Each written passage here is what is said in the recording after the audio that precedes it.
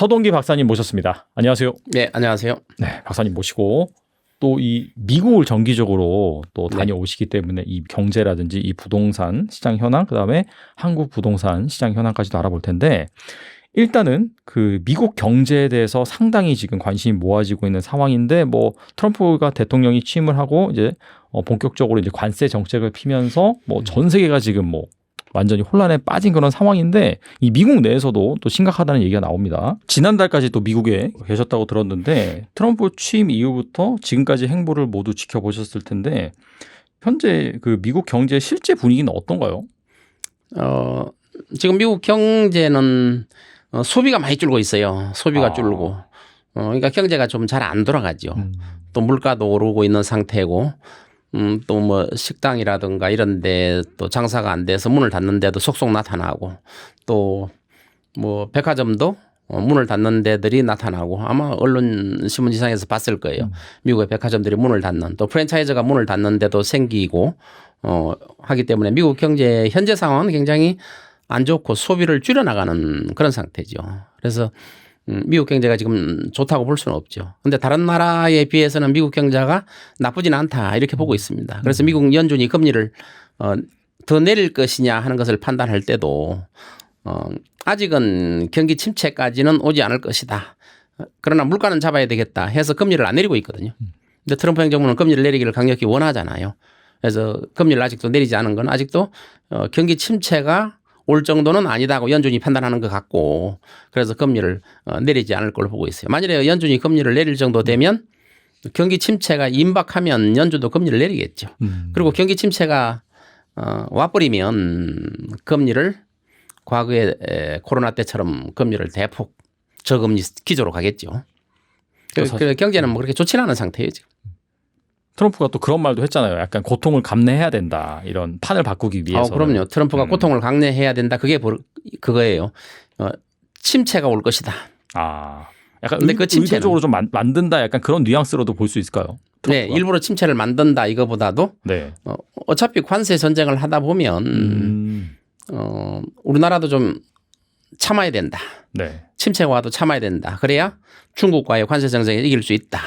중국과 미국이 관세 전쟁을 하는데 뭐 미국 같은 데는 선거로 대통령이 당선되잖아요. 근데 중국은 그게 아니잖아요. 선거로. 그렇죠. 장기적으로 집권하잖아요.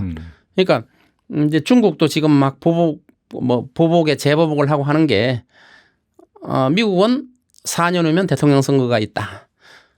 또 2년 후는 또 중간 선거가 있거든요. 상원 의원, 하원 의원 중간 선거가 있고 그렇기 때문에 중국이 버티면 우리가 더 이길 수 있다 이렇게 생각하는 것 같아요. 그래서 트럼프 행정부는 더욱더 강하게 밀어붙이고 있고 빠른 시일 내에 승부를 보려고 하고 있는 것 같아요. 지금 뭐 사실은 4년이라는 임기가 짧거든요. 짧아요.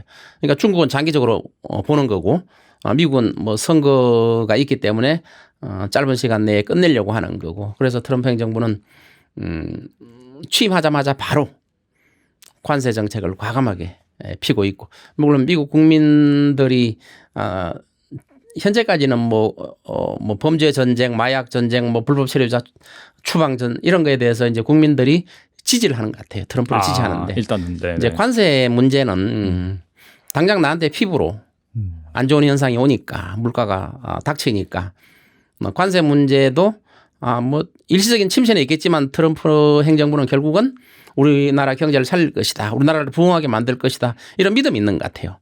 그런데 만일에 관세 전쟁이 장기화되면 지속적으로 물가가 오르고 경제가 안 좋아지면 국민들도 트럼프 행정부를 비난하게 되겠죠. 결국은.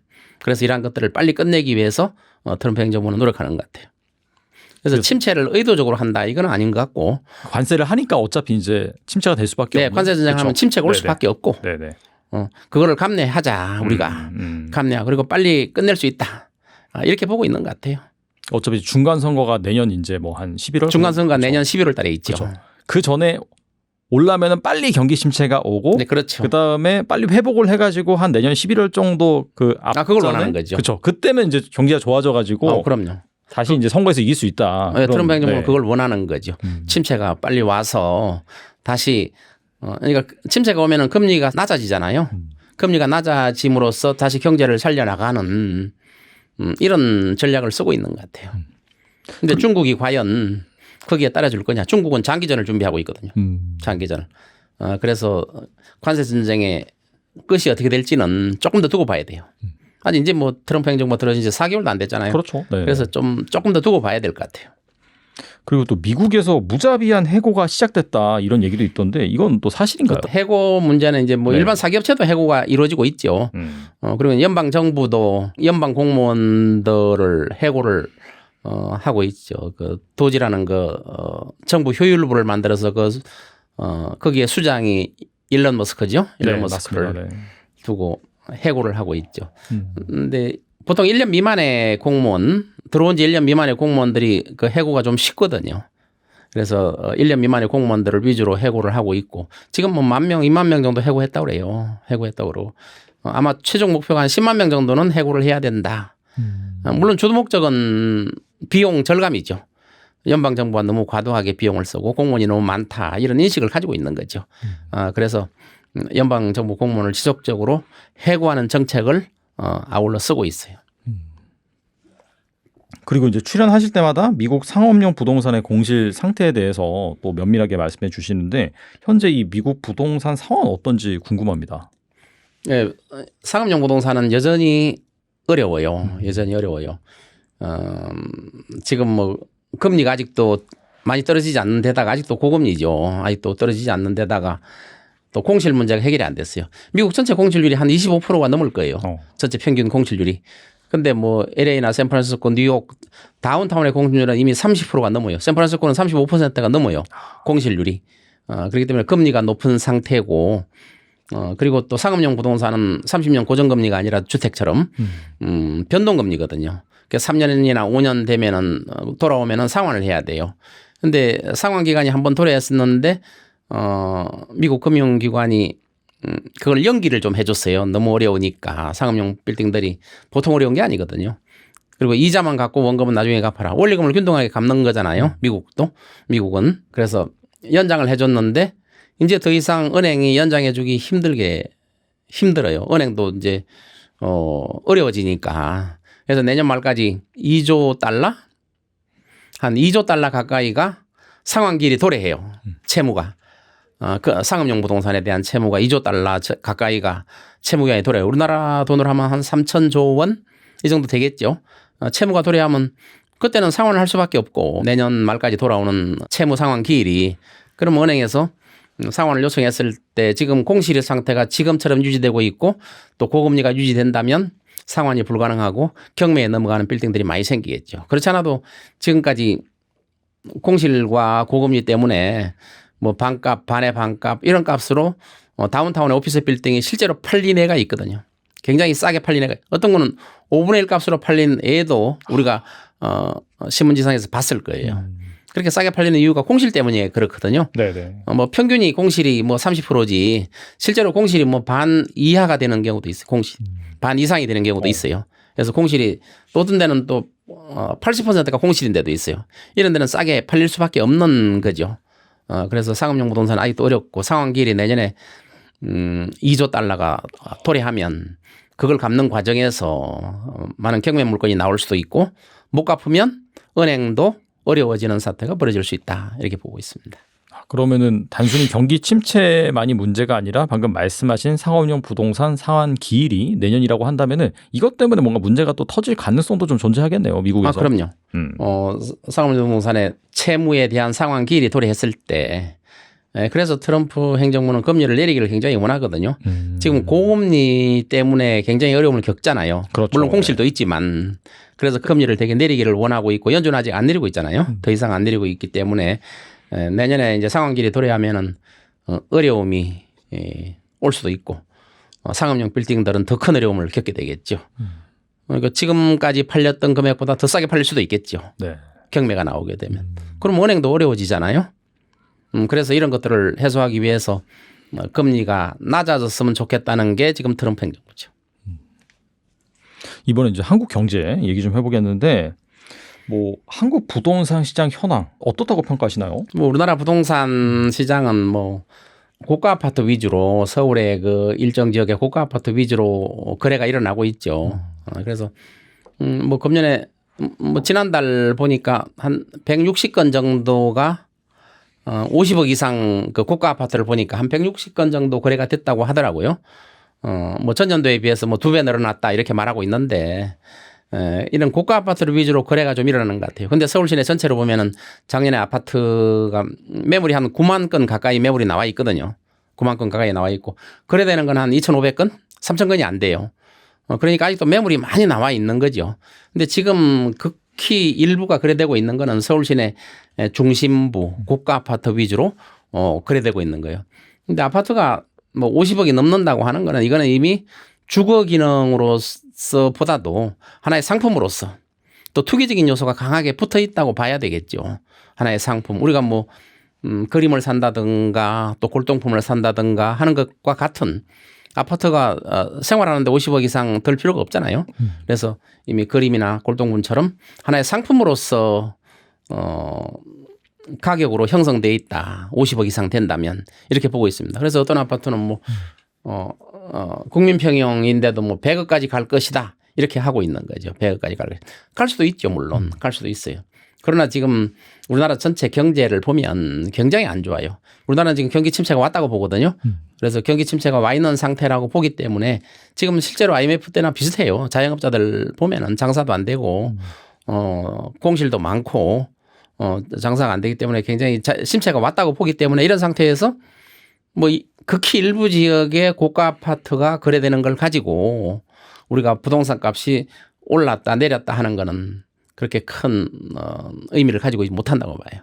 그래서 고가 아파트가 일부 거래되는 것, 높이 거래되는 것 이런 것들은 그 정도 계층들이 사고 파는 금액이기 때문에 뭐 지난달에 뭐 160건이 거래됐다고 하는데 이러한 것들은 50억 이상짜리가 고가 아파트가 거래되는 거는 이러한 거는 저는 비정상적인 현상이라고 보고 이러한 것들이 신문지상에 계속 나오고 집값이 오르고 신고가가 형성되고 이렇게 말하는 것 자체는 우리나라 전체 경제는 지금 침체 상태에 있는데 그런 말들이 나온다는 것은 좀 문제가 있다고 보고 있어요. 물론 뭐 아무리 경제가 어려워져도 잘 사는 계층은 항상 있게 마련이에요.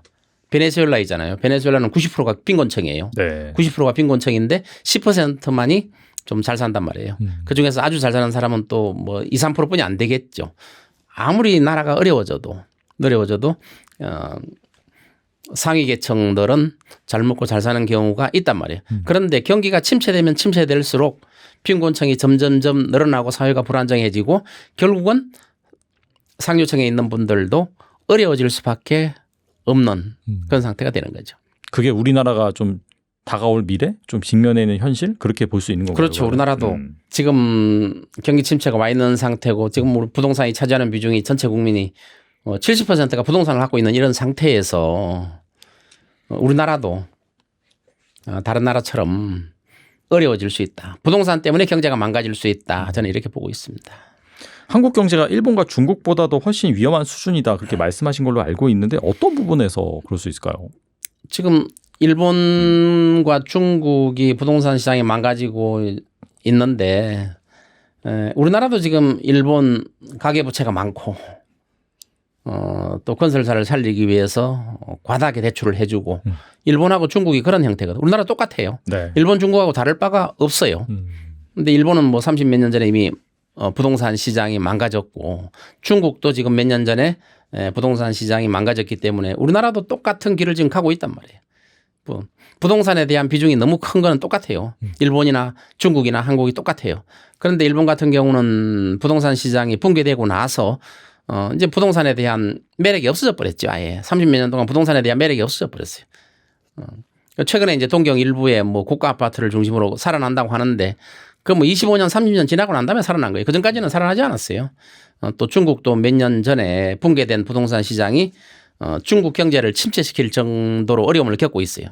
우리나라도 마찬가지예요. 이 부동산 때문에 부동산에 대한 투기 열풍 때문에 또 부동산에 대한 소유욕이 강하고 투기가 만연했기 때문에 일본과 중국처럼 따라간다는 거죠. 홍콩 같은 데도 이미 홍콩의 초고층 아파트가 뭐 반값 이하로 떨어지잖아요, 지금.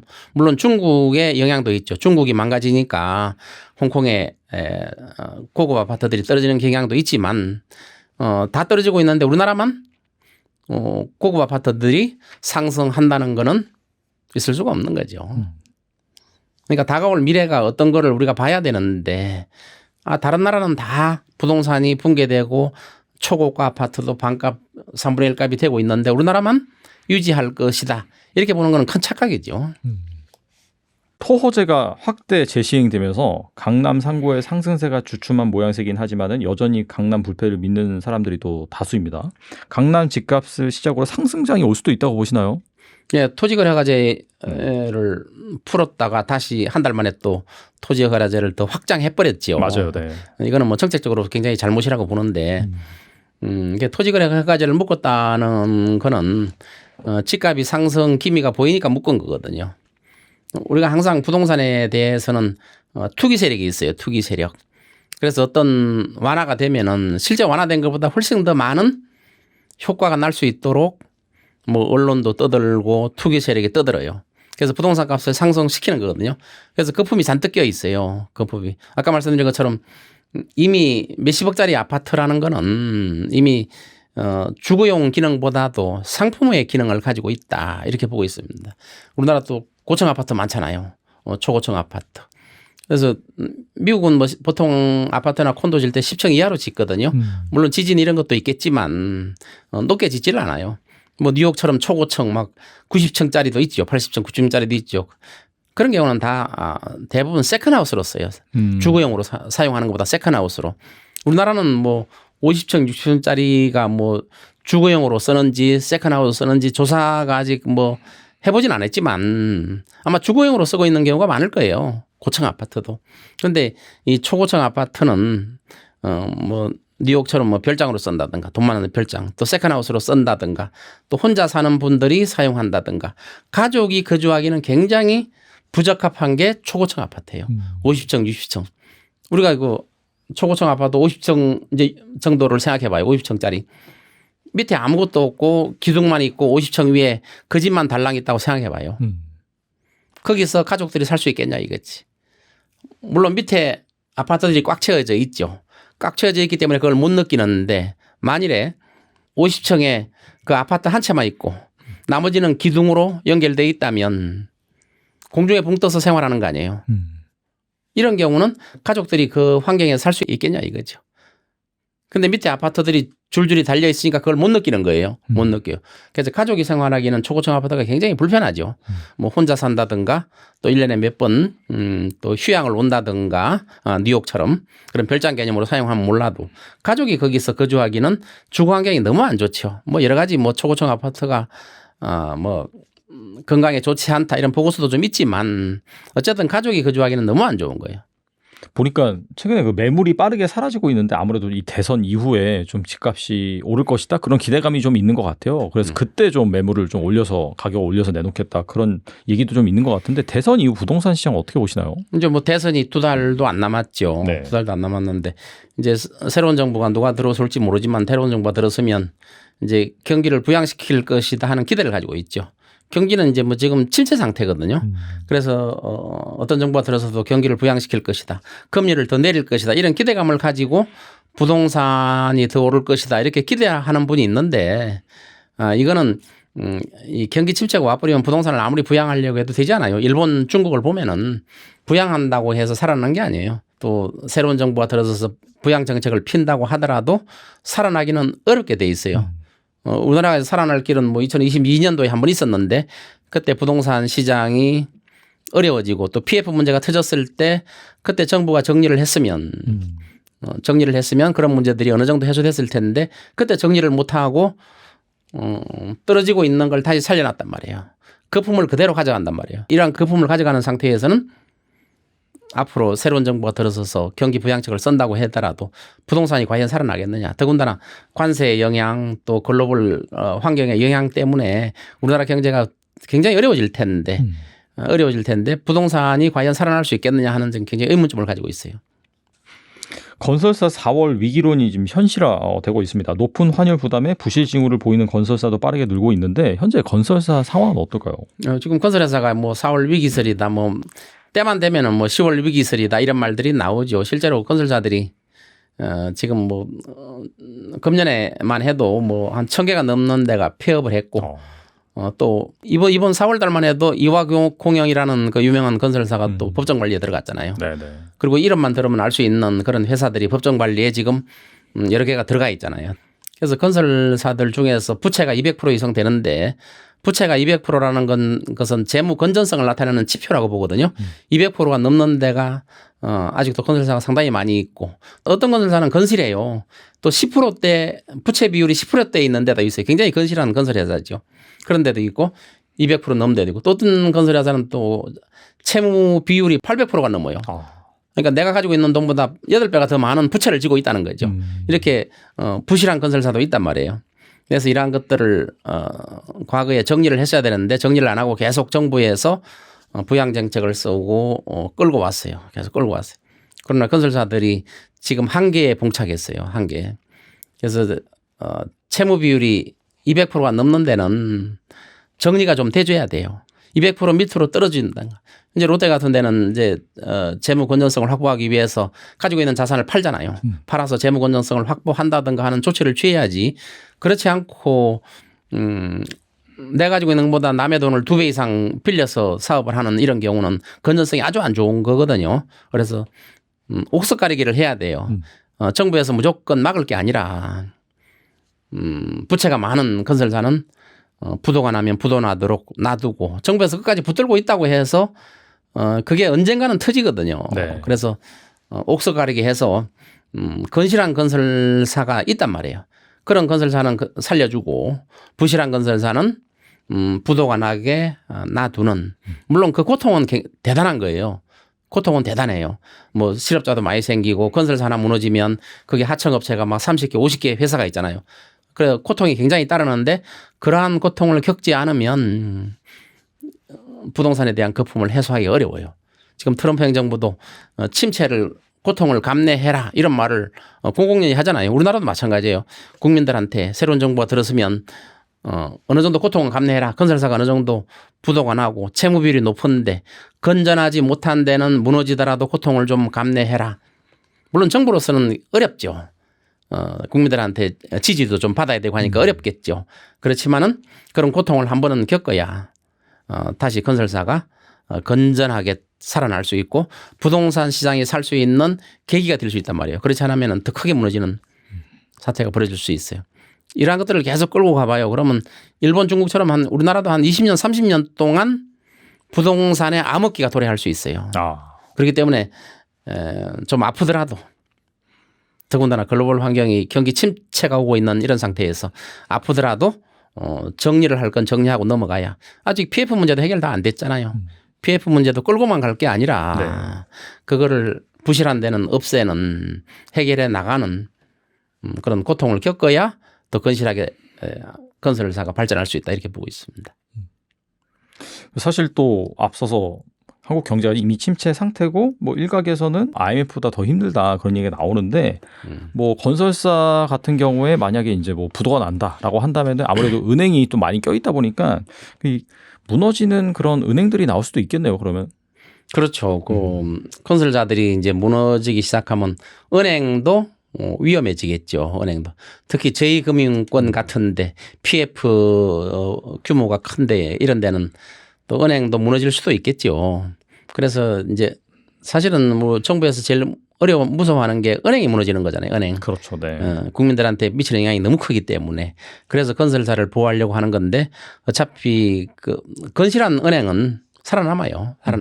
그래서 이것도 건설사가 이제 많이 정리될 걸로 보는데 물론 정리 안 되고 정부가 또 끝까지 끌고 가면은 더 큰 문제가 생기기 때문에 많은 정리가 될 걸로 보는데 또 PF도 정리가 될 걸로 보고 있어요.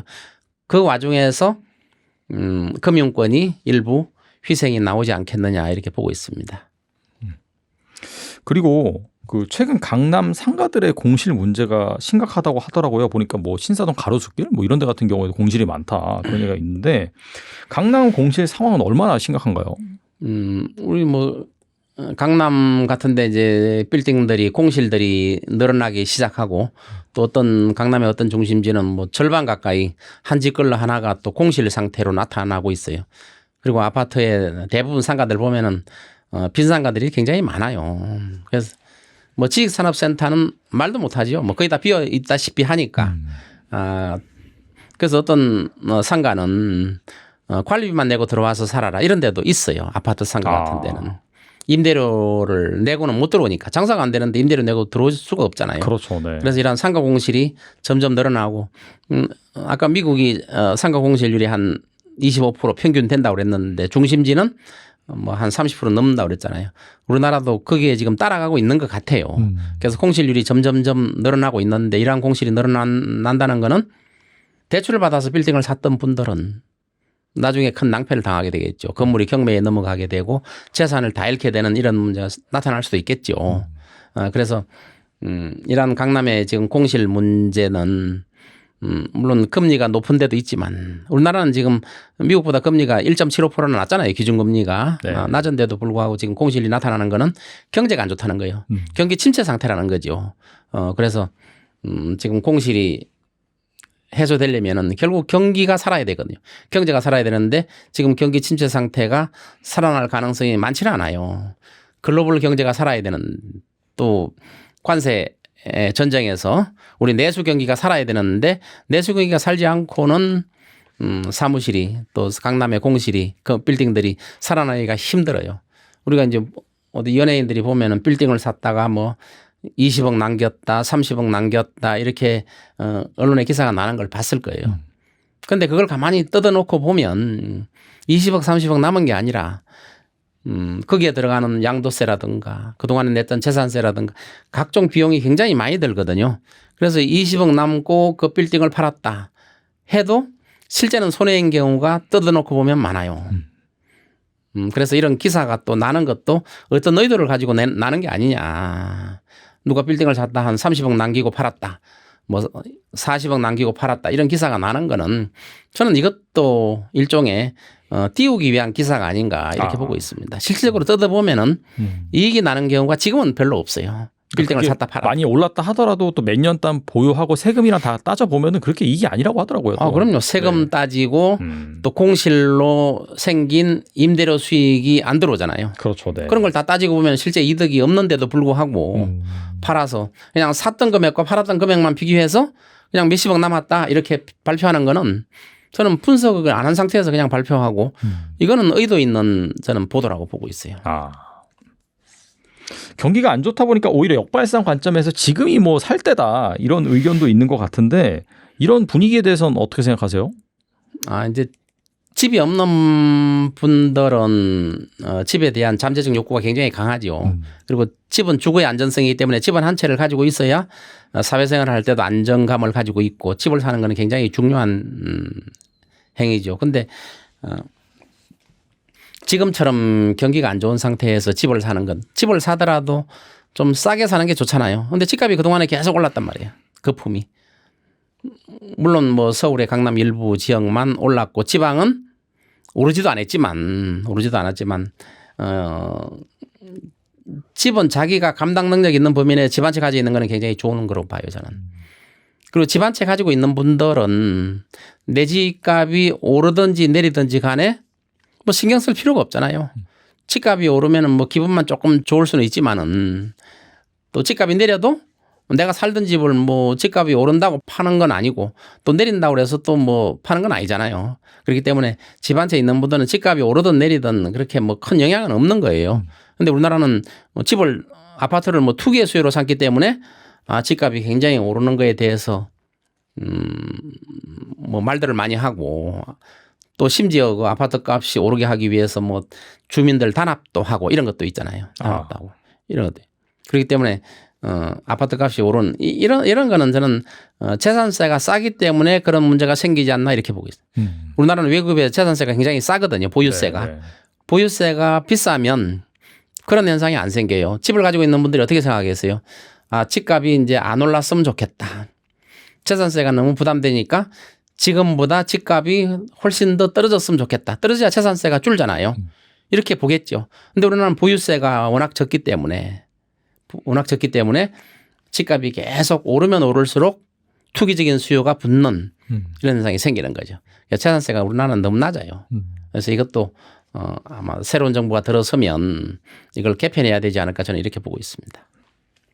뭐 저희 채널 고정 질문인데 일부는 경제 상황을 상관하지 않고 내 집 마련에 뭐 나서고 싶은 분들도 계실 겁니다. 분명히. 그렇다면 만약에 한 1억 정도 뭐 돈이 있는 무주택자다라고 한다면은 어떤 부동산을 주목하는 게 좋을까요? 뭐 1억 정도 있으면은 살만한 집을 또 찾을 수가 있죠. 거기에 맞는. 자기가 항상 집을 살 때는 과다한 대출은 안 돼요. 지금 요새 같은 데 대출을 많이 받으면은 그거는 별로 좋지가 않아요. 경제가 안 좋기 때문에. 그래서 자기가 감당 범위 내에서 집을 한 채 가지고 있는 자기가 살 집을 찾아 나와서는 하는 거는 굉장히 좋을 것 같아요. 살 집을 찾을 수 있잖아요. 지금 뭐 굉장히 고가 아파트들만 나오고 있는데 거기에 감당 능력이 있는 집을 찾아서 집 한 채 가지고 있는 또 이제 직장을 가지고 있는 분들은 출퇴근이 용이해야 되잖아요. 출퇴근 용이 없는 곳에 집을 가지고 있는 그러나 지금처럼 불확실한 시대 또 침체가 지금 시작되고 있는 이런 상태에서는 집을 사는 거는 보류하는 것도 훌륭한 투자라고 봐요. 집을 사는 것도 훌륭한 투자지만 집을 사는 것을 보류하는 것도 훌륭한 투자라고 보고 있어요. 실제로 뭐 강남의 일부 아파트는 높은 값에 팔고 나가시는 분들도 제가 봤어요. 그러니까 안 사는 것도 투자의 한 방편이다. 저는 이렇게 보고 있습니다. 네, 오늘 나와주셔서 정말 좋은 말씀 많이 해주셨는데 끝으로 이 영상을 보고 계신 분들을 위해서 한 말씀만 부탁드립니다. 네, 지금 이제 전 세계가 아직 그 중동 전쟁도 아직 휴전한다고 그러지만 아직 끝나지 않았어요. 네. 또 우크라이나 러시아 전쟁도 뭐 휴전한다고 그러지만 아직도 포탄이 날아다니고 미사일이 날아다니고 있어요. 이런 전쟁 상태가 지금 두 군데에서 크게 벌어지고 있는 상태에서 우리나라가 경기 침체가 지금 와 있는 상태고 어려운 상태가 있는데 부동산에 대한 소유욕이 너무 강하고 부동산에 대한 투기 수요가 너무 강하기 때문에 이게 우리나라 경제를 깊은 침체 수령으로 빠뜨릴 수가 있다. 저는 이렇게 보기 때문에 부동산에 대한 소유욕, 부동산은 이제 투기의 대상이 아니라 투기의 대상이 또 아파트는 투기의 대상이 아니라 사람이 사는 공간으로 인식하는 계기가 돼야 된다. 이렇게 저는 보고 있습니다. 그래서 꼭 일본처럼 폭탄을 얻어먹고 나서 엄청나게 터지고 나서 집은 투기 수단으로 삼아서는 안 되는구나 이렇게 느끼는 것보다 지금부터 그러한 사회적인 인식을 바꿔나가는 게 저는 훨씬 더 중요하다고 보고 있습니다. 네, 참 변동성이 크고 혼란스러운 이 부동산 시장. 그럼에도 불구하고 이 박사님께서 말씀해 주신 그런 핵심들을 잘 여러분들이 인식을 하고 있다라고 한다면 분명히 뭐 내 집 마련에 큰 도움이 될 거라고 생각이 됩니다. 네, 지금까지 서동기 박사님 나와주셔서 감사합니다. 네, 감사합니다.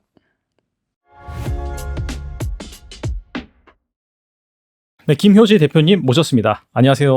안녕하세요. 반갑습니다. 네, 김효지 대표님 모시고 또 아시다시피 이 미국 부동산을 전문적으로 하시는 또 대표님이시기 때문에 현재 이 미국 상황 그리고 미국 부동산 투자는 또 어떻게 접근해야 되는지 또 접근할 만한 그런 매물이나 지역은 어디 있는지 좀 살펴볼 텐데 일단 최근 트럼프 정부의 관세 부과 위협으로 전 세계 경제가 뭐 대공황 수준의 침체가 일어날 수도 있다. 이런 우려의 목소리가 나오고 있고 자산 시장이 그런 것들을 일부분 반영해서 좀 빠졌었죠. 그리고 미국에선 물가 폭등을 우려해서 지금 뭐 사재기, 뭐 관세를 부과하면 이제 물가가 올라갈 거니까 그런 현상도 벌어지고 있는데 현재 이 미국 상황이 어떤지 궁금하네요. 네. 지금 트럼프 정부의 관세 부과 정책 때문에 사실 미래에 대한 예측하기 힘든 불확실성 때문에 소비자 심리 지수 자체도 상당히 부정적인 경향으로 가는 경우인데 특히 사재기 문제에 대해서 제가 이런 방송에서 많이 언급하는 부분을 봤어요. 근데 사실은 이런 소비재를 사들이는 경우인데 뭐 휴지라든지 정말 생필품 그런 위주로 해서 미국에 보면 이제 코스코라든지 이런 대형 마트에서 줄을 좀 많이 서서 사재기를 하는 그런 모습들이 많이 담겨진 그런 뉴스들을 많이 봤는데 또 실제로 그렇기도 하고요. 근데 거기에서 사실 우리가 이제 미국 부동산이니까는 부동산 시장에서 이런 집을 짓는 신규 건축 업체들의 빌더들의 상황을 보면은 트럼프 2기 행정부에서 지금 관세 정책을 얘기했었을 때 가장 우려했던 것들이 바로 이런 목재라든지 철강, 알루미늄에 대한 이런 재료의 가격 상승을 굉장히 우려를 했었어요. 예, 그래서 관세 정책이 이제 발표가 됐었을 때 빌더 협회에서 백악관에 편지까지 써서 그 문제에 대해서 심각성에 대해서 굉장히 그 강조한 그런 내용이었는데 네네. 미국은 오랫동안 그 팬데믹 이후 물가 상승, 인플레이션율이 많이 상승함으로써 고금리 시대로 이제까지 왔었잖아요. 그러면서 주택 가격이 급상승을 했었던 상황이잖아요. 그런데 이러한 목재 가격이라든지 철강, 알루미늄 가격이 올라버리면은 또 주택 구입 비용이 너무 상승해버려서 그렇죠. 예, 이런 중산층이라든지 저소득자들은 더욱더 주택을 구입하기 힘들어지는 이제 그런 상황이 이제 발생을 하다 보니까 그리고 이러한 신규 주택이 시장에 계속적으로 나와줘야지 이런 공급 부족 현상이 어느 정도 회복이 될 텐데 이렇게 돼버리면은 그러한 공급 부족 현상을 더욱더 안 좋게 만드는 그런 결과로 갈 수 있기 때문에 그 문제를 제고를 해야 된다는 주장을 많이 썼어요. 그런데 지금 그러한 현실이 다가왔고 이미 목재 가격은 많이 오른 상태에서 이제 집을 짓기 시작하는 이제 그런 쪽으로 가다 보니까 상당히 우리가 그 미국 부동산 시장에서도 좀 심각한 그런 부분을 생각을 할 수밖에 없는 거고요. 자, 그리고 자동차 같은 경우도 일단 이런 관세 정책으로 인해서 보통 한 미국 달러로 $10,000에서 $12,000는 가격이 올랐다. 예, 또 오를 것이다. 네네. 이렇게 보는 견해들이 있어요. 그래서 이런 집에 관한 재료, 빌더들, 그리고 자동차 부품 이런 것까지도 미리 예상해서 사재는 경우가 있었다. 예, 우리가 이제 그런 것들을 실감을 하고 있고 그리고 이제 앞으로 이런 것들이 점차적으로 단기적으로 어떻게 될 것인가 또 장기적으로 어떻게 될 것이냐 따라서 앞으로 미국 부동산 시장 자체도 상당히 예측하기가 쉽지 않은 그런 시장이 될 것 같습니다. 당분간은 이 미국 부동산 시장에 약간 불확실성이 가중되는 이벤트다라고 볼 수가 있겠네요. 그러면. 네. 미국 상업용 부동산의 공실률이 뭐 계속해서 증가되면서 이게 장기화되면은 2008년도 리먼 브라더스 사태보다도 더 부동산이 침체될 것이다. 그런 우려가 있긴 하거든요. 실제로 네. 지금 뉴욕 메인 스트리트까지 공실이 나오고 있다고 하는데 네. 이건 사실인가요? 네, 우리가 2024년도 그때 상반기들을 보시면은 그때 다루었던 주요 이슈 중에 하나가 뭐냐면 미국 상업용 부동산이 이제 붕괴가 된다. 이러한 이슈들을 많이 다뤘다는 거였는데 사실 이것이 좀 좋았던 소식은 뭐였냐면은요. 그러한 상업용 부동산의 붕괴는 오지는 않았다. 그리고 2024년 하반기 때를 보시면은 다행스럽게 금리와 성장률이 교차하는 시기를 맞아들였다. 그래서 금리의 하락에 대한 가능성을 보여주기 시작했다. 가늠하게 해줬다. 그리고 경제 성장에 대한 둔화와 동시에 2025년도에는 최고 관심사였던 금리가 과연 어떻게 될 것인가 인하될 것이라는 쪽으로 많이 생각을 했다는 거거든요. 자, 그러면 제가 이제 강조하고 있는 거를 자꾸 들어보시면요. 금리 얘기를 하는데요. 부동산, 상업용 부동산 공실률 자체와 그럼 금리의 관계 상당히 중요하거든요. 이 상업용 부동산의 위기설은 궁극적으로는 대부분이 상업용 부동산 유형 중에서 오피스 건물이었어요. 그런데 오피스 건물은 상업용 부동산 중에서 20%를 차지하고 있기 때문에 상당히 많은 부분을 차지하고 있는 부분이거든요. 그렇죠. 네. 그런데 이거를 우리가 곰곰이 생각해 보면 팬데믹 이후에 라이프 스타일이 바뀌면서 벌어진 일이다. 일단은 팬데믹 때문에 원격 근무, 재택 근무, 하이브리드 근무 방식으로 해서 당연히 오피스에 고민이 생길 수밖에 없다. 도심에서 도시 외곽으로.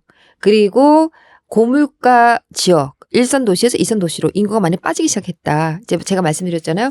그러한 뉴 노멀이 고착화되면서 공실이 있을 수밖에 없게 됐다. 자, 그러면 금리하고는 어떤 상관인가? 사실 저금리 시대였어요. 팬데믹 때. 그때 상업용 부동산에 투자를 했던 사람들은 어느 정도 시점에서 이제 대출 만기가 왔었을 때 재융자를 이렇게 해야 되는데 너무나 금리가 고금리로 치솟아 있었단 말이죠. 2022년 중반기 이후로는 고금리 상태로 계속해서 올랐잖아요. 그래서 그 만기되는 시기가 거의 2024년이 이제 도래되고 2025년을 바라보고 있는데 그렇기 때문에 이러한 부분에서 문제를 반드시 일으킬 거라고 생각했던 것이 궁극적으로는 상업용 부동산을 대출해 줬던 대부분 로컬의 중소은행이었어요. 그러니까는 이런 오피스의 소유자와 그리고 이런 중소은행들이 같이 합의해서 이러한 대출이 일단 연장이 된 거죠. 만기가. 그래서 사실은 그 위기를 지나갈 수 있었던 거였는데요. 여기에서 지나간 CBR이라는 그 자료를 보시면은 오피스 건물 자체에서도 상당히 많은 양극화를 보여줬다. 그래서 등급이 높은 A등급은 공실이 아예 없을 정도로 상당히 인기가 있었고 점유율이 굉장히 높았어요. 반면 등급이 낮은 BC 등급은 공실이 많았다. 그리고 맨하탄처럼 상당히 인구가 밀집된 지역일수록 공실이 많았다. 그래서 그쪽 지역의 어떤 시장의 변화가 가중되었다고 우리가 말을 할 수 있는 거잖아요. 그런데 그러한 것들이 사실 많이 흡수가 됐다. 어떤 식으로? 일단은 비어있는 오피스를 거주용 부동산이 부족했기 때문에 저소득층을 위한 저렴한 임대주택으로 용도 변경을 해서 그러한 오피스 공실을 흡수를 했다.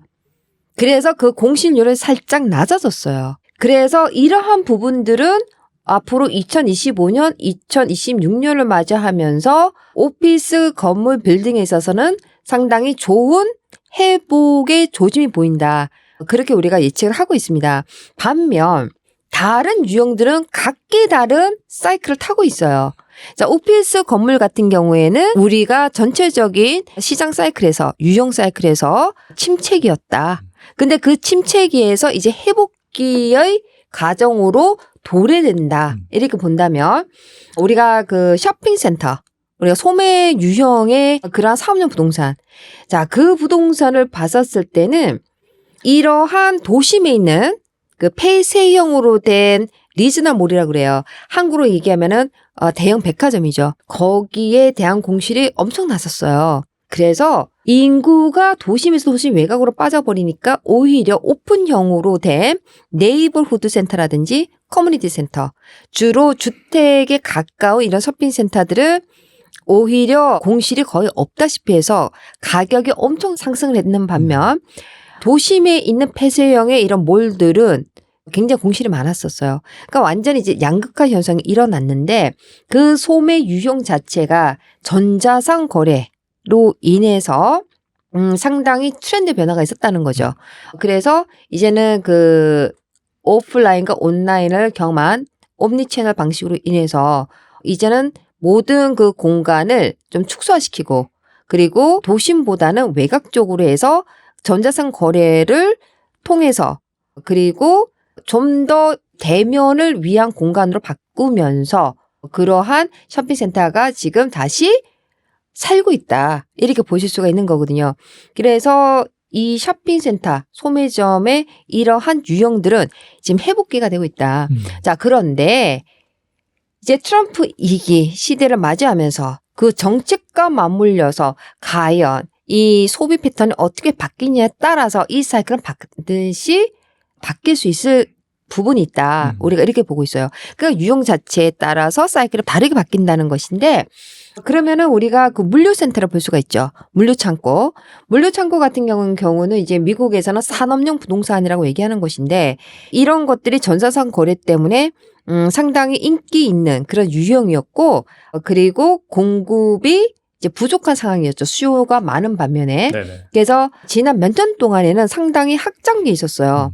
그런데 이러한 물류창고를 이제 많이 지음으로써 지금은 공급 가행 바로 직전에 확장기 국면에 있지만 이것이 현재 트럼프 2기 시대의 정책과 맞물려서 과연 확장기의 연장일 것인지 공급 가행으로 갈 것인지는 우리가 또 지켜봐야 되는 그러한 국면에 있다. 이렇게 보실 수가 있고요. 거주용 부동산 그리고 멀티 패밀리와 같은 그러한 유형은 아직도 여전한 확장기에 있다. 왜냐하면은 여전히 공급이 부족한 상태이기 때문에. 그래서 이러한 사이클을 제가 설명을 하는 이유는 뭐냐면은 이제는 우리가 상업용 부동산이라 그러면 상업용 부동산 전체의 사이클보다는 이제는 부분 사이클에 주목해야 된다. 사이클이 다 다르게 흘러가고 있다. 그리고 트럼프 2.0 시대에 그 새로운 정책과 맞물려서 이제는 우리는 새로운 사이클이 시작되는 그 지점에 있다. 그러면 그 지점에서 우리가 찾을 수 있는 기회를 먼저 선점할 필요가 있다. 저는 이렇게 말씀드리고 싶거든요. 리만 브라더스의 있던 공시라고 우리가 비교를 한다면은 그때랑 지금이랑 좀 달랐던 것은 뭐냐면은 리만 브라더스의 어떤 붕괴 이후로 경기 침체, 경제 위기까지 우리가 이제 체험을 했었는데 거기에서 가장 큰 문제는 뭐였냐면은 공급 가행이었다는 거거든요.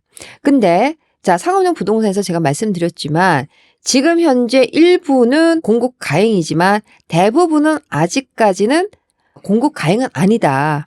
우리가 그렇게 말씀을 드릴 수가 있을 것 같고, 그리고 지금까지는 이러한 금융 자체가 현재까지는 견고했다. 그리고 실업률, 이러한 그 고용 지표도 아직까지는 견고했다. 그렇기 때문에 우리가 경험했던 리만 브라더 사태에서 나왔던 그 공실과 지금의 공실은 좀 많이 다른 부분도 있다고 우리가 생각할 수 있겠습니다.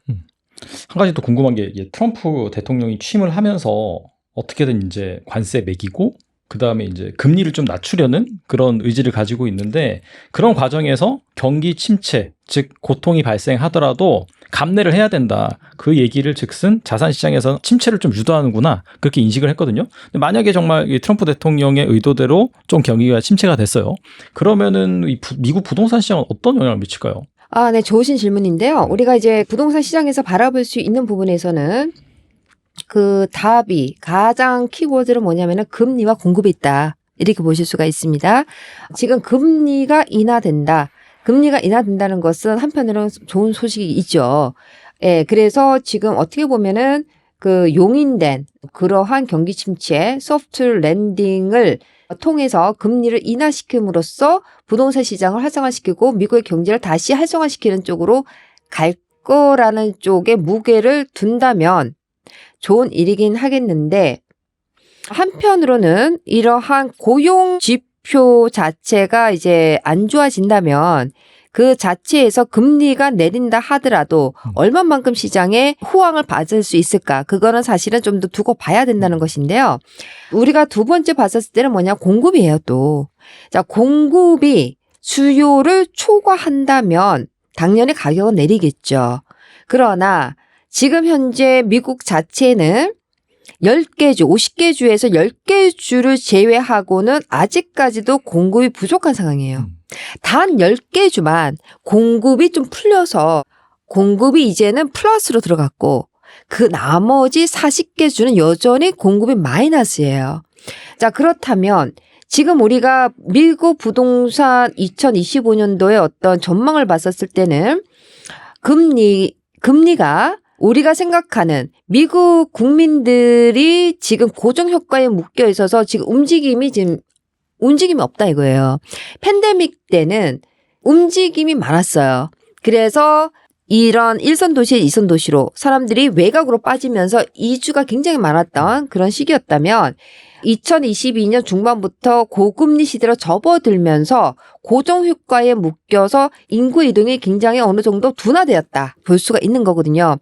그렇기 때문에 지금 현재 우리가 생각해야 되는 부분은 뭐냐면은 이러한 공급이 해결되기 위해서는 인구의 흐름이 다시 움직여져야 된다는 거거든요. 자, 금리가 높았기 때문에 판매자는 움직이지 않았고 그리고 금리가 높았기 때문에 구매자는 집을 구입하지 않았죠. 그러니까는 고정효과가 묶여 있는 것인데 그러면은 공급이 어느 정도 풀리려면은 기존 주택에서는 금리가 어느 정도 낮아지면서 공급이 나와줘야 되죠. 판매자가 팔기 시작하고 구매자는 이자가 낮아졌으니까 구매하기 시작해야 된다. 근데 과연 그것이 시장에서 생각하는 것만큼 얼마만큼 원활하게 먹히겠냐는 거거든요. 그러면 그 금리를 우리가 미국 주요 기관에서 발표한 자료를 봤었을 때는 2025년은 2024년도에 비해서 금리는 낮아질 수는 있겠으나 그것이 모든 미국인들이 생각하는 4%, 5% 정도의 금리는 아니라는 것이고 이러한 6% 중반 정도의 금리 자체는 지금 중금리 시대로 해서 2026년, 2027년까지 이어진다고 보고 있습니다. 과연 우리가 2024년까지 이어왔었던 6% 후반대나 7% 초반의 금리가 6% 중반의 금리로 내려는 가겠으나 그 자체가 얼마만큼 미국인들의 움직임을 조장할 수 있을지에 대해서는 두고 봐야 된다는 것인데요. 그렇기 때문에 공급이 수요를 충분히 감당할 만큼 증가되지 않는다면 또는 공급이 수요가 적어져서 공급량과 매칭이 되지 않는다면 미국의 주택 가격은 2025년도에도 상승할 거라고 보고 있는데 거기에 따른 우리가 예측하기 힘든 인플레이션 이 부분들이 또 남아있는 거잖아요. 그래서 주요 기관에서 발표한 2025년도의 미국 부동산 시장에서 가격은 완만한 상승은 이루어질 것이다. 왜냐? 1년 안에 이러한 공급이 수요를 충족시킬 만큼 많이 나오지는 않을 거라고 생각하기 때문입니다. 그것은 금리 자체가 중금리로 이어질 것이고 그리고 이런 공급의 변화가 충분히 시장에서 그 건전한 시장을 우리가 생각할 만큼 풀릴 가능성이 그렇게 많지는 않아 보인다. 이제 그렇게 보고 있거든요. 그래서 지금 저희가 그 말씀을 드린다면은 일단은 미국 부동산 시장에서는 전반적으로 봤었을 때 이런 그 정책 자체가 금리 인하 자체가 시장에 반응하는 그 정도의 크기는 그렇게 많이 좌우하지는 않을 것이다. 뭐 그렇게 보고는 있습니다. 그럼 이제 뭐 한국 같은 경우에도 지금 경제가 안 좋다 그런 말이 많이 나오고 있는데 한국 부동산 시장은 어떻게 보시는지 궁금하네요. 한국 부동산 시장은 어떻게 보면 정책, 그러니까 이제 미국 부동산 시장 같은 경우에는요, 이러한 새로운 행정부가 바뀐다 하더라도 전반적인 미국 부동산 시스템에 있어서는 많은 변화는 있지가 않았어요. 물론 정책적인 부분에 있어서 변화는 있겠으나 그 기본적인 변화에서 보완되거나 수정되거나 하는 정도인데 한국 같은 경우에는 이 정책 자체가 너무나 빨리 바뀌기 때문에 미국처럼 장기 투자가 안 되는 곳이 한국이에요. 네, 왜냐하면은 장기 투자를 한다는 것은 그만큼 믿음이 있기 때문에 이러한 정책으로 인해서 모든 게 빨리빨리 바뀌지 않기 때문에 장기 투자를 할 수 있고 그리고 그러한 예측을 할 수 있는 것인데 한국 같은 경우는 단기 투자에 중점을 둘 수밖에 없었던 거는 언제 또 정책이 바뀔지 모르기 때문에 대부분 투자자들이 장기적으로 부동산을 가지고 있으려고 하질 않는다는 것이거든요. 그렇기 때문에 이제 그러한 부분이 어떻게 보면은 한국 부동산 시장의 어떤 그 정상적인 안정성을 고려를 한다면은 좀 이 정책의 그 변화 자체도 충분히 고려를 해야 된다. 저는 그런 생각이 들고요. 그리고 한국 같은 경우는 너무나 양극화가 되어 있어서 일단 강남 불패다 뭐 이런 얘기가 있잖아요. 그런데 우리가 중요하게 생각해야 되는 것은 뭐냐면은요.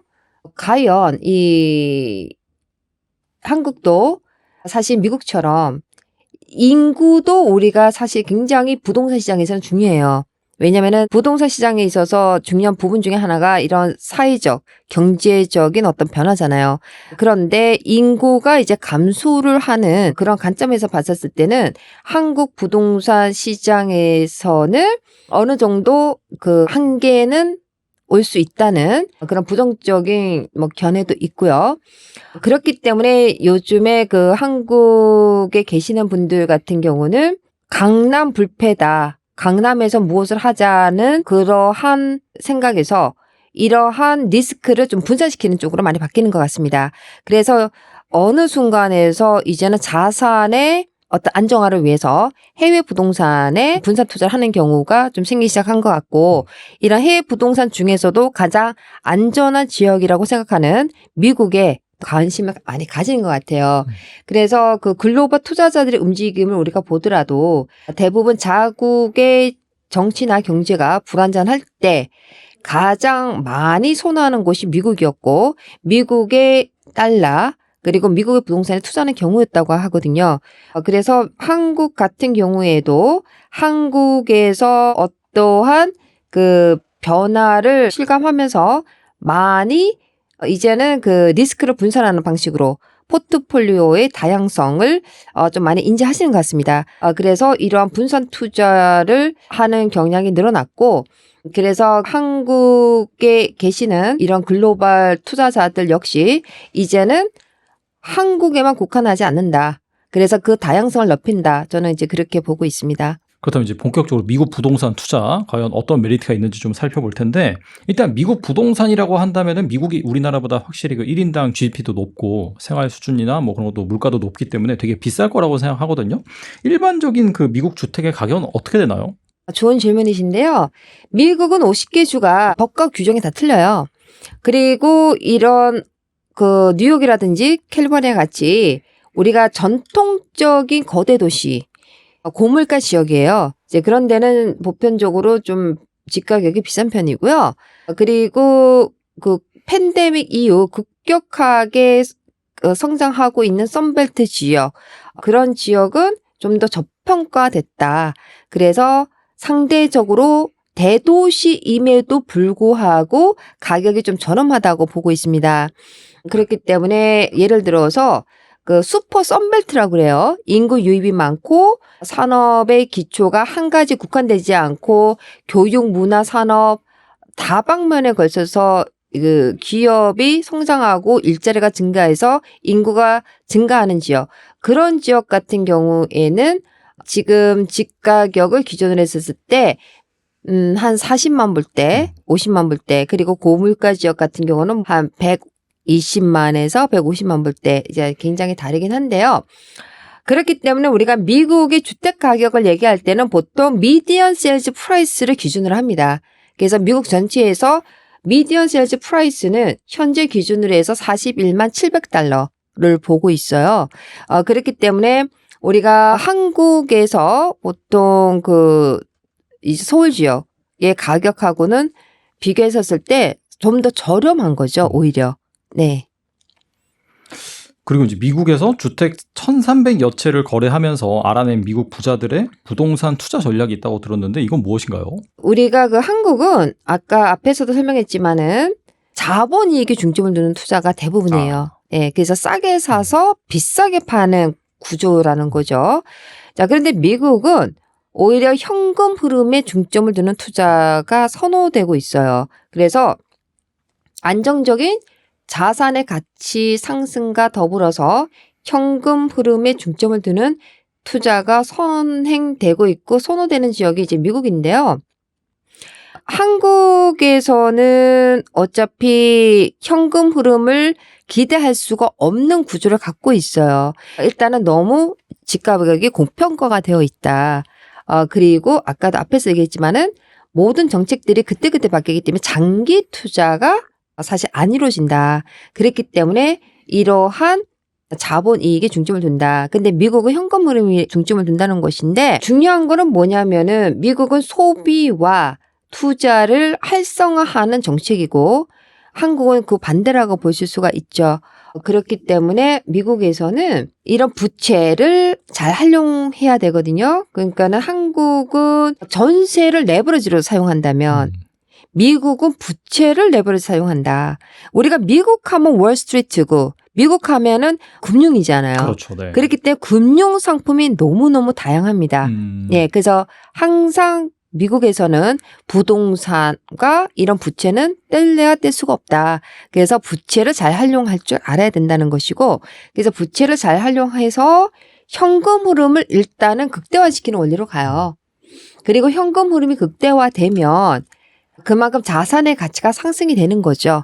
그러면 상승된 자산의 가치는 한국에서는 양도소득세 세금으로 또 그만큼 나가버리지만 미국에서는 세금 혜택으로 지키는 원리예요. 그래서 미국에서는 이러한 원리를 통해서 지속적으로 현금 흐름을 창출하는 자산의 재투자하는 방식이에요. 그래서 한국은 앞에서 얘기했지만은 파는 전략이잖아요. 출구 전략이. 그렇죠. 네. 미국은 반대로 가장 선호되는 게 제2융자 전략이에요. 파는 전략이 아니라. 자, 팔면은 세금 내고 자산도 없어지잖아요.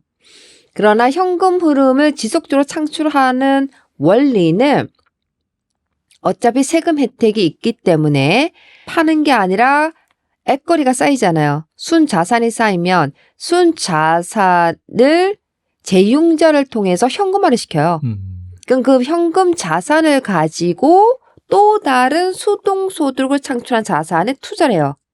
이것이 반복된다는 거죠. 자, 그러면 우리가 팔았을 때 현금화 시키는 거랑 팔지 않고 내가 갖고 있는 순자산을 제2융자를 통해서 현금화 시키는 것은 세금 면제라는 거죠. 그리고 새롭게 우리가 융자를 다시 얻게 되잖아요. 그런 경우에는 또 이자 부분에 있어서는 세금 공제를 받아요. 그러니까 세금 혜택을 계속해서 누리면서 재투자를 가고 현금 흐름을 끊임없이 창출하는 투자. 그래서 이런 부분들이 상당히 다르다고 보실 수가 있습니다. 네. 현금 흐름이 되게 중요하고 계속해서 이제 현금 흐름을 발생시킬 수 있다라고 네. 하셨는데 그렇다면 이제 월세로 한 얼마 정도 벌 수 있는 거죠? 일반적으로 뭐 레버리지까지 활용하면은 한 10억 정도 투자한다라고 한다면은 이걸 가지고 또 계속해서 재융자를 통해서 현금 흐름을 무한정 또 늘릴 수 있고 맞습니다. 가능한 건가요? 네. 예. 그래서 우리가 제가 많이 표현을 하죠. 유한적이냐, 무한적이냐. 그래서 싸게 사서 비싸게 판다. 자본이익에 중점을 두는 투자 자체는 유한적이다. 팔면 없어지는 거고. 그러나 현금 흐름에 중점을 두는 투자는 계속적으로 반복되기 때문에 infinite, 무한적이다. 그래서 저는 유한적이냐 무한적이냐 이 부분에서 부가 달라진다는 거죠. 한마디로. 예, 그래서 우리는 이러한 원리를 가지고 지속적인 수동소득 창출에 중점을 두는 투자로 한 번쯤은 생각을 해보셔야 되고, 그리고 요즘처럼 불확실성이 짙은 시대에는 대부분의 글로벌 투자자들이 이제는 자본이익이 아니라 현금 흐름에 중점을 두는 투자로 눈을 돌린다는 거죠. 그렇죠. 예. 불안하면은 아무래도 불안하기 캐시카우가 때문에. 중요하니까. 맞습니다. 네. 예. 지금도 마찬가지예요. 그러니까 저희가 미국 현지에 있다 보면은 이런 글로벌 투자자들, 국제 투자자들을 또 상대하게 되잖아요. 그런데 이런 경제가 좋거나 어느 정도 예측이 가능할 때보다 지금처럼 예측이 불가하거나 또는 이제 자국의 어떤 경제 상황이 안 좋을 때는 오히려 미국에 투자하는 사람들의 수가 더 늘어나는 경향이 있어요. 네. 그리고 또 우리가 바라봤을 때는 관세 정책 때문에 대부분의 어떤 투자자들의 입장에서는 미국에 투자하는 게 또 맞을까? 과연 미국의 시장은 좀 더 보호를 받을 수 있을 거라고 생각했는데 보호받을 수 있을까 하는 여러 가지 또 우려들이 있을 수가 있겠지만 지나간 히스토리컬 데이터를 봤었을 때도 항상 세계적으로 어떤 불확실성이 있거나 불안전할 때 많이 선호되는 안전자산 중에 하나로서 이런 미국 달러와 미국 부동산이었다는 것을 우리가 볼 수가 있는 거거든요. 예, 그래서 제가 봤었을 때는 2025년은 오히려 2024년에 비해서 미국 부동산에 투자하는 글로벌 투자자들은 좀 더 많을 거라고 보고 있습니다. 궁금한 게 뭐 네. 예를 들어서 그 외국인 투자자 같은 경우에는 그 레버리지를 얼만큼 활용할 수 있는 거예요? 일반적으로 주택에 투자한다고 하면은 한 몇 퍼센트 정도? 보통 외국인 융자가 70%까지 가능하기 때문에 네네. 본인 자금은 30% 정도만 있으면 가능합니다. 그러면은 한 1억 좀 넘게 있는 그런 돈이 있다라고 한다면 한 5억짜리 물건 정도는 살 수 있다 그렇게 볼 수 있는 맞습니다. 건가요? 그걸 네. 통해서 계속해서 뭐 캐시카우를 발생시키는 그게 네. 가능하고요. 가능하죠. 약간 좀 그런 좀 캐시카우가 잘 발생한 사례 같은 거 좀 말씀해 주신다면 뭐가 있을까요? 사례는 되게 많습니다. 우리가 고물가, 고금리, 고환율 시대로서 몇 년을 우리가 지냈잖아요. 가장 많이 받는 질문이 뭐였냐면은 환율이 너무 높았기 때문에 최근에 네네. 이거를 어떻게 해야지 좋을까요? 하는 그 환율 해지 전략에 대해서 많이 질문을 하셨어요. 예를 들어서 40만 달러의 이제 미국 집을 살려고 하는데 내가 40만 달러에 해당하는 그 원화를 갖고 있어요. 그런데 환율을 적용해서 계산을 하면은 이게 너무 지금 내가 많은 돈을 더 손해보고 사는 것 같은 느낌이 들잖아요. 그래서 그럴 경우에는 이제 달러가 강세할 경우에는 오히려 내가 그 미국 달러로 40만 달러가 되는 그러한 돈을 갖고 있다 하더라도 이불로 미국에서 이러한 대출을 이용하는 전략을 많이 씁니다. 그래야지 어느 정도 그 돈에 대한 보호를 받을 수가 있는 거죠. 그리고 환율이 내렸을 때 지금 미국 달러가 약해졌었을 때 그때 가서 받았던 대출을 갚아버리는 전략으로도 많이 하시거든요. 네, 이제 그런 경우도 있고요. 그리고 여기서는 한국에서는 사실 이런 전세 제도가 있기 때문에 월세 개념이 사실 미국처럼 그렇게 뚜렷하지는 않잖아요. 그래서 또 여기는 또 아파트가 웬만한 서울 아파트가 17억 정도라고 쳤을 때 들어오는 월세 수익이 굉장히 좀 적잖아요. 네, 17억에 뭐 200만 원, 네네. 뭐 그 정도니까. 그런데 그 17억을 그대로 이제 계산을 해서 미국에다가 투자를 했을 경우에 보통 이건 실제 케이스인데요. 그거를 가지고 융자 없이 집을 4채를 사신 분이 계세요. 네. 그분 같은 경우에는 거의 월세 수입만 한국 돈으로 하면은 1,400만 원. 1,400만 원. 네, 들어오는 거죠. 네네. 그런데 이제 그거를 그때 환율이었기 때문에 1,200만 원이고 네네. 지금 환율로 하면은 더 높죠. 1,400, 거의 한 1,500 10% 되겠네요. 그러면 수익률이. 네, 대단하네요, 진짜. 엄청나죠. 예, 그래서 보통 이제 자본 환원율 같은 경우에는 우리가 캠레이스로 따진다 그러면은 한 6%, 7% 그리고 아까 말씀하신 대로 리턴 온 인베스트먼트로 따진다 그러면은 주마다 틀립니다. 보통 그 정도 되는 지역은 상당히 현금 흐름이 좋은 지역이다. 이렇게 보실 수가 있는 거죠. 그 뭐 단순 계산해서 뭐 그렇게 1억을 투자한다라고 한다면은 뭐 매달 거의 한 7, 80만 원 정도 그 정도가 이제 뭐 발생할 수 있다. 그렇게 이해할 수도 있겠네요. 그렇죠. 그런데 이제 우리가 그것뿐만이 아니라 자산 가치 상승도 중요하죠.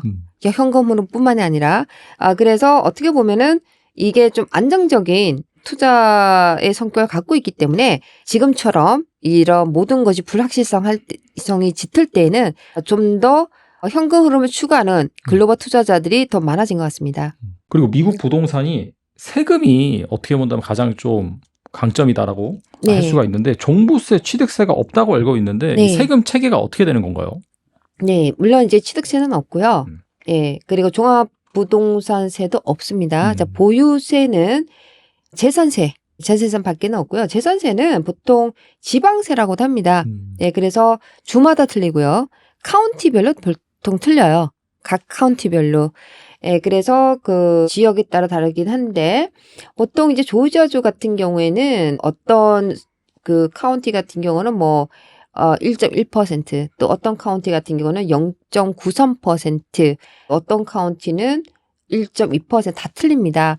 그래서 우리가 그 중요한 거는 또 뭐냐 그러면은 이런 재산세 같은 경우에도 투자용으로 내가 집을 샀을 경우에는 그거 자체도 또 세금 공제를 받는다는 거죠. 네, 그래서 이번에 트럼프 2기 때 내세웠던 것이 뭐냐면은 강력한 세금 감면 정책인데요.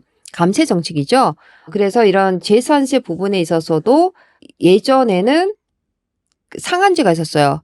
그러니까 예를 들면은 뭐 뉴저지 같은 데는 워낙에 재산세가 비싸잖아요. 그리고 또 집값도 비싸고 그런 데는 예를 들어서 2.3%다. 그러면은 집가격 2.3%면 보유세로서 재산세가 굉장히 비싼 거잖아요. 그런데 그거에 대한 세금을 상한제로 해서 10,000불까지만 해놓은 거예요. 그런데 이제 그 자체가 이제는 상한제가 없어져 버리죠. 이제 그런 것들도 이제 들어가 있고, 그리고 트럼프 1기 때 내세웠던 세제 개혁법이 지금 이제 영구화된다고 보시면 되겠습니다. 그래서 이런 법인세 감면이라든지, 그리고 그 100% 감가상각을 이제는 그 연장을 해주겠다. 용과시키겠다. 그리고 뭐 상속세. 이제까지는 우리가 상속세가 거의 없다고 할 만큼 굉장히 상속세의 기준이 높았다는 거죠. 그래서 1인 기준 1260만 불까지는 세금을 아예 상속세가 없어요. 예. 그리고 이제 부부 통합은 이제 그 2배 정도, 네네. 2,560달러, 60만 달러. 그리고 또 그런데 이제 그것이 바이든 행정부 때 1인 기준으로 560만 달러로 낮추겠다. 그런데 이번에 이제 트럼프 2가 되면서 이제 그것 자체가 그대로 살려진 거죠. 1,200만 달러의 상한제 자체를 그대로 유지하겠다. 1,260만 달러를. 그러면서 사실은 세금에 대한 혜택 부분이 상당히 좋아진 거다. 이렇게 보실 수가 있고 또 모든 규제, 대출에 관한 규제가 완화되는 정책으로 가고 있어요. 그래서 물론 지금은 우리가 트럼프 2기가 시작되는 점에서 상당히 많이 접하신 게 뭐냐면은 불법 임자 추방 정책, 관세 정책 때문에 사실 좋은 정책들이 있음에도 불구하고 그런 것들이 지금은 시행을 할 수가 없는 입장이잖아요. 그러니까 이런 부동산 시장의 변화를 보면서 아마 이런 그 규제 완화 정책이 언제 맞물릴지에 따라서 사실 미국 부동산 시장의 미래를 우리가 전망할 수 있겠다 이런 생각이 좀 들긴 하거든요. 근데 원래 트럼프 대통령은 본인도 부동산 디벨로퍼이고 그렇죠. 네. 예, 그리고 부동산 시장이 활성화되는 것은 미국의 경제의 성장과 더불어서 미국의 경제가 활성화된다고 믿고 있는 사람이기 때문에 어떻게든 간에 부동산 시장을 활성화하려는 쪽이었단 말이에요. 그렇기 때문에 대출의 규제도 완화시키고 그리고 이런 감세 정책도 상당히 매력적으로 용과시켰다. 이런 쪽이었는데 사실 가장 우려로 했던 부분이 무엇이었냐면은 이런 관세 정책과 불법 이민자 추방 정책이 인플레이션을 오히려 자극시킴으로써 우리가 기대했던 금리 인하가 오히려 더 더뎌지지 않겠느냐는 우려가 사실 처음부터 모든 미국인들이 생각했던 부분이거든요. 그러나 지금 우리가 생각한 대로 의도한 어떤 경기 침체를 유도를 하면서 금리 인하를 가려는 지금의 정책이 과연 그대로 되어질까? 그렇다면은 그 정책의 기반 속에서 규제가 완화되고 그리고 감세 정책이 맞물린다면 정말 처음에 트럼프 대통령께서 선거 공약에서 내세웠던 이런 경제 성장 그리고 좀 더 미국을 위대하게 만드는 그러한 결과를 우리가 볼 수가 있을 것 같은데 현재로서는 아직까지는 이제 시작 단계다 보니 그러한 예측 불가능한 부분이 남아 있어서 사실 좀 혼란스러운 건 맞습니다. 그러나 전반적인 정책과 그리고 지금 금리 인하 조짐의 부분 그럼으로써 공급이 다소 증가하고 있다는 부분에 있어서는 좀 더 장기적인 관점에서는 시장 자체는 좀 더 좋아질 수 있다는 의견도 있어요. 그래서 정책 자체는 부동산 시장의 활성화, 그다음에 미국 경제 성장과 더불어서 경기를 활성화시킨다는 것인데 과연 그것이 어떻게 될 것인지는 조금 더 시간을 두고 지켜봐야 할 것 같습니다. 그렇다면은 만약에 미국 부동산 투자에 나선다면은 큰 돈을 벌 수 있는 유망한 지역은 어딜까요? 지금 2025년 트렌드의 변화를 보시면은 2024년은 좀 잔잔한 물결처럼 어떤 변동이 적었던 시기였다면은 2025년에 굉장히 역동적으로 나타나고 있어요. 2024년까지는 많이 뜨고 있는 지역이 선벨트 지역이었다면은 2025년도는 다소 바뀌는 부분이 있다. 여전히 선벨트 지역이 강세를 누리고 있으나 일부 스노벨트 지역 그리고 게이트웨이 시장이라고 하는 어떤 뉴욕의 지역 시장 그리고 미시건 이런 쪽도 상당히 좋은 호황을 누리는 그런 쪽으로 우리가 바라보고 있습니다. 그런데 지금의 어떤 정책의 흐름과 그다음에 경기의 흐름에 따라서 지금 많이 지금 선호되는 지역은 어디냐면 인구가 많이 유입되는 곳 중에서요. 자연적인 인구의 증가가 강한 지역, 그리고 국내 순 이주가 강한 지역에 주목할 필요가 있겠다. 이 말씀을 드리고 싶은 이유가요. 일단은 플로리다처럼 국외 순 이주에 의해서 인구가 증가했거나 글로벌 투자자들이 많이 들어와서 경기에 영향을 줬던, 긍정적인 영향을 줬던 지역은 지금 상당히 위험할 수 있다. 그러면 예를 들면 그런 데는 어디겠느냐.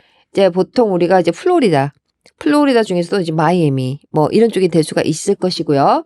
그러나 자연적인 인구 증가에 의해서 증가한 쪽은 아무래도 이제 출생자가 사망자보다 많기 때문에 좀 더 그 젊은 층이 많은 지역이죠. 그것이 이 조지아주, 그리고 또 달라스가 있는 텍사스주, 이제 그런 지역인데요. 그런 지역으로는 일자리가 또 많이 창출되고 또 새로운 인구가 들어옴으로써 계속적인 지속적으로 성장이 가능한 지역이라고 보고 있습니다. 그런 지역이 우리가 주목할 필요가 있다는 것이고요. 그리고 이제 국내에서 이주가 많은 곳, 그런 쪽을 이제 주목해야 된다. 그래서 여전히 2025년도는 역동적으로 많이 바뀌긴 하겠으나 안정적이면서 지속적인 성장이 가능한 곳은 슈퍼 선벨트 지역이다. 그러면 거기에서 더 우리가 세분화 가면은 여전히 조지아주와 텍사스주를 거론할 수 있을 것입니다. 저희 채널 고정 질문인데요. 만약 네. 1억이 있는 투자자라면은 어떤 부동산을 주목하면 좋을까요? 1억이 있는 분들이라면 가장 안정적인 자산에 투자를 하는 게 좋은데요. 우리가 그 유형적으로 봤을 때는 미국 부동산에서는 고지형 부동산에 투자하는 게 좋고요. 왜냐하면 고지형 부동산 유형은 사이클 속에서도 가장 확장기가 길게 왔던 여전히 공급이 부족한 상황에 있기 때문에 안정적인 투자가 가능하다는 것이고요.